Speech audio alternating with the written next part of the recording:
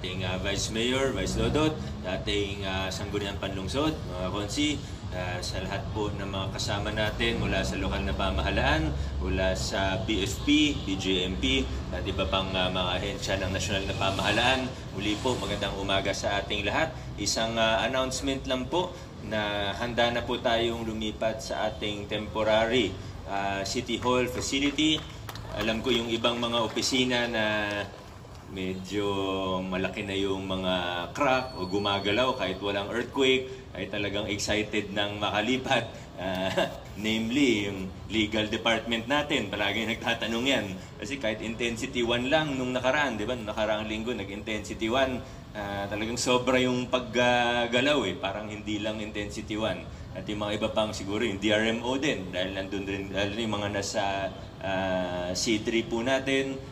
Malapit sa office ni Sir Bryant, Meryl Ruiz Q. Wong, at yung iba pa na mga heavily affected. Yung mga nasa outside office siguro, yun yung hindi masyadong excited kasi hindi naman sila ganun ka-apektado ng structural issues ng City Hall. Pero para sa kaalaman po ng lahat, ay hanggat kaya po, hanggat tiningnan naman po natin lahat, at yung mga opisina na pwedeng manatili po rito, halimbawa yung City Health Department natin, yung mga serbisyo sa 5th floor, mananatili po dito sa area sa Pasig Sports Center po. Yung iba naman po, gaya ng PIDAW, Senior Citizens, OSCA, at iba pa po. Tingnan na lang po natin yung announcement sa PIO.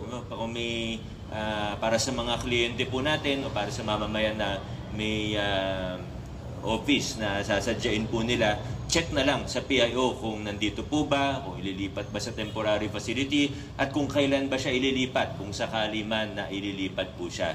September 16, magsisimula na po yung mga ibang opisina natin, yung ibang frontline service natin, dahil nung sa BPLD, yung medyo mahirap ilipat. At sa totoo, ready na yung building, pero yung isa sa huli na lang na inasikaso natin kasama ng MIS, yung testing ng connectivity. Yun yung isa sa naging mahirap. Hindi naman yung building, kundi yung connectivity, dahil bago yung mga linya doon papunta sa building at pati doon sa loob ng building mismo.